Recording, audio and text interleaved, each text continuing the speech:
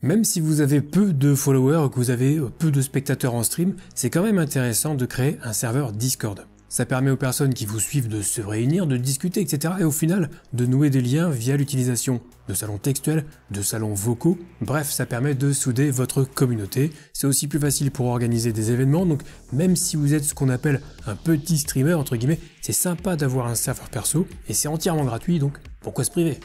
Avant de voir comment créer son serveur, notez juste que Discord est une application qui tourne sous Windows, macOS, Linux, Android et iOS. Mais c'est également accessible en version web, donc avec un simple navigateur internet. Personnellement, c'est ce que j'utilise le plus. J'ouvre un onglet Discord dans Firefox et si j'ai une notif, je la vois de suite. Mais tout ça pour dire que vous avez le choix et c'est également très pratique évidemment sur téléphone comme n'importe quelle appli. Alors je vous fais pas l'affront de vous montrer comment créer un compte Discord, c'est comme partout. Ça peut se faire depuis le site discord.com ou depuis l'application si vous l'avez installée et que vous l'ouvrez pour la première fois. Et une fois identifié, pour créer un serveur, c'est très rapide. Sur l'interface globale dans la colonne de gauche, on va cliquer sur le bouton plus. Ensuite, on va choisir une option en partant de 0 ou à partir d'un modèle. Alors pour l'exemple, moi je vais créer un serveur gaming. C'est adapté si je stream du jeu vidéo sur Twitch. Ensuite, je vais choisir si c'est un serveur pour mes amis ou pour une communauté. Alors dans l'exemple d'un streamer, on peut choisir l'option pour une communauté. Ensuite, on peut cliquer sur le rond Upload, choisir une image qui permet d'identifier le serveur. On peut également choisir un nom pour le serveur. Et enfin, on va cliquer sur Créer et voilà, votre serveur est créé. Avec le modèle de serveur gaming qu'on a choisi, il y a quelques salons qui sont déjà mis en place. On va bien entendu pouvoir en ajouter d'autres, ainsi que des catégories. On peut par exemple ajouter une catégorie jeux vidéo en faisant un clic droit dans la colonne de gauche, créer une catégorie. Ensuite, en cliquant sur le bouton plus, on peut ajouter un salon dans cette catégorie, par exemple un salon pour un jeu en particulier, et on va pouvoir créer autant de salons qu'on veut. Notez qu'il est possible de renommer une catégorie en faisant un clic droit. Modifier la catégorie, on peut alors changer le nom, on peut même utiliser des caractères spéciaux, ce qui peut être sympa pour bien séparer les catégories et mettre en évidence la structure de votre serveur. Ça c'est vous qui voyez, aucune obligation de ce côté. On peut aussi renommer un salon en cliquant sur la roue crantée à côté de son nom. Les caractères spéciaux ne sont pas pris en compte ici, mais on peut ajouter des emojis, c'est sympa pour égayer votre serveur. On peut ajouter une description pour le salon qui sera visible en haut de l'appli à côté du nom. On peut aussi activer le mode lent pour définir une durée minimale entre deux messages, ajouter une limite d'âge en cas de sujet sensible et enfin masquer les fils au bout d'un certain temps ou non. Moi je vous conseille également de créer un salon réservé au règlement de votre serveur, qu'on pourra mettre en lecture seul par la suite, on y reviendra. Et libre à vous de définir vos propres règles, soyez clair d'entrée de jeu, c'est ce règlement que les gens qui rejoignent votre serveur devront accepter. Alors ils ne le liront probablement pas, mais au moins vous pourrez vous y référer si quelqu'un se comporte mal sur votre serveur et que vous voulez vous en débarrasser. Je suggère également une catégorie réservée aux modérateurs pour assurer la bonne ambiance. C'est toujours sympa d'avoir un ou plusieurs modos avec vous. Donc dans cette catégorie, on peut ajouter un salon texte et un salon vocal par exemple, que donc seuls les modérateurs pourront utiliser. Ça on va voir comment faire dans un instant avec les permissions. Et enfin, un petit salon pour vos annonces, c'est intéressant pour prévenir les membres quand vous sortez une nouvelle vidéo ou que vous démarrez un nouveau stream. Et avant de voir les rôles et les permissions, on va d'abord personnaliser un petit peu le serveur. Et pour ça, on va cliquer sur la flèche à côté de son nom et choisir Paramètres du serveur. On y trouve beaucoup de menus et c'est ici que se fera toute la configuration.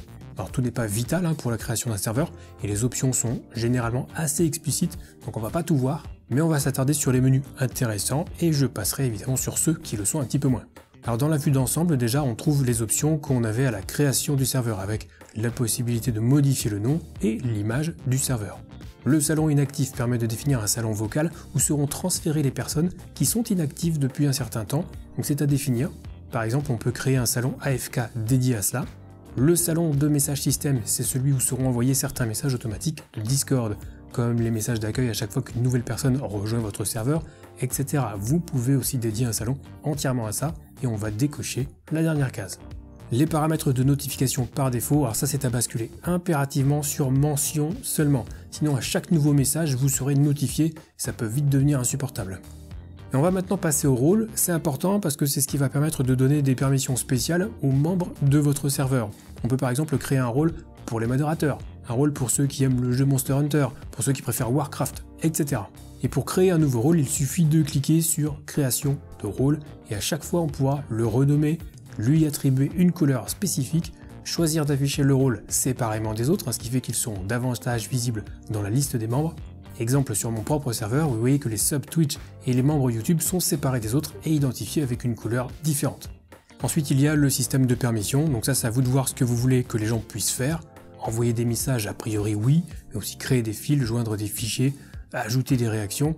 Alors, il y a beaucoup d'options, je vous laisse les regarder attentivement, il y en a juste une à décocher absolument, c'est la possibilité de mentionner everyone et tous les rôles. Sans ça, n'importe qui pourra faire un tag everyone, ce qui fait qu'absolument tous les membres du serveur recevront une notification. Ça, on veut vraiment l'éviter. D'ailleurs, on essaiera d'éviter au maximum l'utilisation de ce tag everyone, y compris pour les annonces. Aujourd'hui, on sait créer des rôles uniquement pour les notifications. C'est bien plus efficace que d'utiliser un everyone qui donne envie à tout le monde de mettre le serveur en sourdine. Alors, on trouve aussi des options de permission pour les salons vocaux et pour les événements. Ça, je vous conseille d'être un minimum restrictif si vous ne voulez pas qu'il y ait des abus. Mais globalement, on évitera de donner les permissions de gestion aux membres de base et on réservera ça aux modérateurs. On peut donc créer un rôle spécifique pour les modos et leur laisser la possibilité de gérer les salons, les logs du serveur, gérer les messages des autres membres et surtout d'expulser ou de bannir les membres. Si vraiment vous avez une confiance absolue en vos modos, vous pouvez leur donner les privilèges administrateurs, ça leur donnera automatiquement toutes les permissions sur votre serveur. Mais comme mentionné, il faut vraiment y réfléchir à deux fois. Et vous pouvez répéter l'opération avec autant de rôles que vous le souhaitez, et j'insiste une dernière fois sur les permissions. Ça peut être peut-être un petit peu prise de tête au départ, mais c'est important pour la sécurité de votre serveur, donc prenez le temps vraiment de vous pencher dessus, et une fois que ça sera paramétré, a priori, vous n'y toucherez plus. Autre point, il est possible d'organiser les rôles en les hiérarchisant. En général, on essaie de mettre les rôles ayant le plus de droits en haut de la liste, par exemple les modérateurs en haut, puis les rôles spécifiques, et enfin les rôles de base. Et enfin, sachez qu'on peut définir des permissions par salon. Et pour ça, il faut cliquer sur la roue crantée pour modifier le salon et aller dans le menu Permissions. Exemple dans le salon pour les amateurs de Warcraft. Je peux empêcher les gens de voir le salon et permettre seulement à ceux qui ont le rôle Warcraft de le voir et d'y poster des messages. Il faudra juste faire en sorte que les gens puissent obtenir ce rôle simplement, et ça on le verra dans le processus d'accueil juste après. Ensuite, dans les paramètres du serveur, on trouve des menus de personnalisation. On peut par exemple ajouter des emojis, des autocollants, des effets sonores si jamais votre serveur est boosté. Je ne vais pas trop m'attarder dessus, c'est plutôt intuitif puisqu'il suffit d'uploader vos images et de leur donner un nom. Et elles seront ensuite disponibles pour tous les membres du serveur. C'est juste l'occasion de vous rappeler que si vous cherchez des emojis, vous en trouverez des très qualitatives chez Owned. Owned, c'est juste la plus grosse boutique en ligne pour les streamers, on y trouve vraiment de tout, des alertes de stream, des overlays, mais aussi des émoticônes justement. Il y a un très grand choix, c'est très quali, et vous pouvez acheter à l'unité ou en pack, et en prime avec le code TomTom, vous aurez 55% de réduction sur toute la boutique, de quoi égayer votre serveur de façon simple, puisque de base vous pouvez proposer jusqu'à 50 emotes standards sur votre serveur. Bref, je vous laisse gérer cet aspect, c'est pas bien compliqué. Et alors on va aussi pouvoir faire en sorte que le serveur devienne littéralement un serveur communautaire, et pour ça c'est toujours dans les paramètres qu'on trouve l'option qui s'intitule simplement « Activer la communauté ». Ça prend un petit peu de temps aussi, mais je vous conseille de le faire si vous voulez un serveur propre, organisé et vraiment plaisant pour votre communauté. Donc on va cliquer sur le bouton commencer et activer les niveaux de vérification. On va cliquer ensuite sur suivant, on va choisir un salon pour les règles du serveur, ça tombe bien, on en a créé un exprès pour ça. Ensuite on choisit un salon pour les mises à jour Discord, par exemple le salon réservé aux modos. On clique sur suivant, on peut lire la dernière étape et surtout cocher la case je comprends et j'accepte. Et on va cliquer sur terminer la configuration et voilà, on a transformé le serveur en serveur communautaire avec toutes les options qui vont avec. On peut rapidement terminer dans la vue d'ensemble en ajoutant un salon pour les notifications de sécurité, changer la langue principale du serveur et éventuellement ajouter une description. C'est facultatif mais bon voilà, c'est rapide à faire. Et avant de démarrer le processus d'accueil, un petit mot sur la modération du serveur pour vous protéger, vous et votre communauté, contre les spammers ou tout simplement ceux qui ne respectent pas les règles. Et pour ça, direction à nouveau les paramètres du serveur, menu configuration de sécurité. Alors les options par défaut sont déjà plutôt bonnes grâce au fait qu'on ait activé la communauté, et vous pouvez augmenter le niveau de vérification des membres du serveur. Sur le mien par exemple, je suis en mode élevé, ça veut dire qu'il faut attendre 10 minutes avant de pouvoir parler. Après moi j'ai un serveur communautaire de plus de 5000 membres, donc il faut se protéger un minimum contre le spam.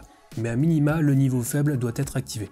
On peut également activer l'authentification à 2 facteurs pour les modérateurs, qui sera donc alors obligatoire pour que les modos puissent expulser ou bannir quelqu'un.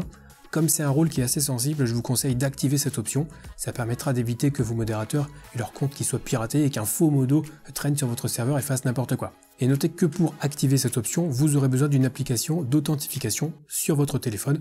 Personnellement, j'utilise Authenticator.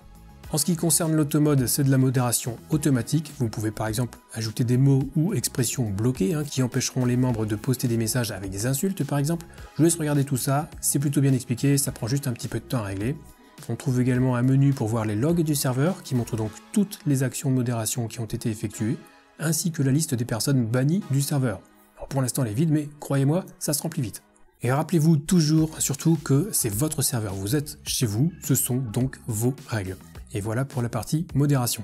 On va maintenant revenir sur le processus d'accueil qui est intéressant pour la structure du serveur et aussi pour l'attribution des rôles. C'est pareil, ça peut prendre un petit peu de temps, mais c'est pas bien compliqué, surtout qu'on sera guidé. Donc direction les paramètres du serveur, menu processus d'accueil. Là on va cliquer sur y jeter un œil, vérifier les paramètres de modération et cliquer sur suivant. Ensuite on définit les salons par défaut qui seront donc vus par toutes les personnes arrivant sur le serveur sans même avoir besoin de rôle. Alors, il faut en choisir 7 minimum, dont 5 dans lesquels on peut envoyer des messages. Dans mon exemple, je vais exclure les salons qui ont besoin d'un rôle et je vais cliquer sur suivant. Ensuite, on va poser des questions aux nouveaux en leur demandant par exemple ce qu'ils veulent faire sur le serveur et en fonction de la réponse, on peut les envoyer dans un salon ou leur attribuer un rôle spécifique. Exemple ici, je pose une première question et en fonction de la réponse, les gens auront un rôle en rapport avec les animaux de compagnie ou en rapport avec les mangas. Autre exemple, avec une deuxième question, en fonction de la réponse à cette question, les gens pourront avoir le rôle lié au jeu de leur choix et ainsi débloquer le salon correspondant, puisqu'on a fait en sorte un petit peu plus tôt de ne montrer ce salon qu'à ceux qui avaient le rôle lié au jeu. Et une fois qu'on a rempli tout ça, on va pouvoir cliquer sur suivant. Ensuite, on peut installer un panneau d'accueil. Bon, je trouve que ça fait un petit peu redondant avec le processus d'accueil, mais vous pouvez vous pencher dessus ou simplement passer l'étape. On peut ensuite avoir un aperçu de ce que donnera le processus d'accueil via le bouton aperçu, et éventuellement revenir en arrière pour faire des modifications. Et sinon, on peut terminer en cliquant sur le bouton activer le processus d'accueil. Et voilà pour le gros de la configuration du serveur. Un mot rapide sur les bots également, alors pas les chaussures, les robots, les bots, qu'on peut faire venir sur son serveur. On a par exemple Mythix ou DraftBot, parmi les plus connus, mais il y en a plein d'autres, et leur principe sera toujours le même. Exemple avec DraftBot. Sur le site DraftBot, je vais cliquer sur ajouter à Discord. Ensuite, je vais choisir le serveur sur lequel ajouter mon bot, cliquer sur continuer, puis sur autoriser. En haut à droite du site, je vais cliquer sur panel et m'identifier avec Discord. J'aurai alors accès au tableau de bord du bot avec moult options que je vous invite à regarder. Mais une option qui est plutôt sympa et qui est plutôt populaire, c'est les messages automatiques quand vous démarrez un nouveau live ou que vous sortez une nouvelle vidéo sur YouTube. Et ça se règle via le menu notification sociale. Vous pourrez alors activer les notifications pour la plateforme de votre choix. Il faudra ajouter une chaîne, choisir un salon pour les annonces et personnaliser le message auto. Petite astuce du chef, je vous ai dit plus tôt qu'il fallait éviter les mentions everyone trop fréquentes parce que c'est vite pénible en fait. Eh bien on peut réserver un rôle pour les personnes qui voudraient recevoir une notification à chacune de vos nouvelles vidéos YouTube. Il suffit de créer juste un rôle simple et dans le message du bot on pourra ajouter le tag correspondant à ce rôle, tout simplement. Ça évite de faire un tag everyone qui va réveiller tout le serveur à chaque fois qu'il y a une nouvelle vidéo ou un nouveau live. Après validation, on pourra répéter l'opération donc pour Twitch par exemple, et ainsi vous aurez des messages automatiques dans votre salon d'annonce, ce qui est quand même plutôt sympa. Il reste une chose très importante à faire, c'est évidemment inviter des gens sur votre serveur. Et pour ça, il faut leur donner un lien d'invitation, et ce lien, on le trouve en cliquant sur le nom du serveur, puis sur inviter des gens. Vous pourrez alors copier le lien en question et le diffuser, ou pourquoi pas le mettre dans un panneau de chaîne sur votre chaîne Twitch, ou dans une commande de bot pour votre chat Twitch. Ça c'est vous qui voyez, mais il faudra absolument une invitation pour pouvoir rejoindre votre serveur. Dernière petite astuce, sachez qu'on peut connecter son compte Twitch et son compte YouTube directement dans l'appli Discord. Si vous êtes propriétaire d'un serveur, ça permettra d'ajouter automatiquement des rôles spécifiques pour vos abonnés Twitch et vos membres YouTube. Pour faire cette liaison, il faut passer par les paramètres du serveur, menu intégration. Et là on pourra connecter diverses plateformes dont Twitch et YouTube. On pourra alors constater l'ajout de nouveaux rôles dédiés. Par exemple, sur mon serveur, j'ai mis les couleurs des plateformes en question et je les ai séparées du reste des membres, histoire de mettre en avant ceux qui me soutiennent financièrement. Et rappelez-vous aussi que vous pouvez hiérarchiser ces rôles, donc ça fait encore un petit peu de taf, mais ça vaut le coup. Tiens, tant que j'y suis, vous l'avez peut-être déjà remarqué, mais on peut réorganiser le serveur simplement en faisant un glisser-déposer, que ce soit pour un salon ou pour une catégorie complète. C'est très pratique, mais si un jour vous n'arrivez plus à faire glisser les salons, pas de panique, ça m'est déjà arrivé, je me suis arraché les cheveux dessus, mais l'astuce est en fait très simple. Il faut cliquer sur le nom de votre serveur et dans le menu déroulant, on va cocher la case « Montrer tous les salons ». Vous pourrez alors à nouveau glisser, déposer les salons pour les réorganiser comme vous le souhaitez. Et là, je vous ai épargné des heures de recherche. Si ça, c'est pas une occasion pour mettre un bon gros pouce bleu et s'abonner à la chaîne. Quoi qu'il en soit, j'espère que ce petit tuto, certes un petit peu basique, vous aura permis de faire votre premier serveur Discord. Nous, on se retrouve très rapidement pour une prochaine vidéo et d'ici là, bon stream.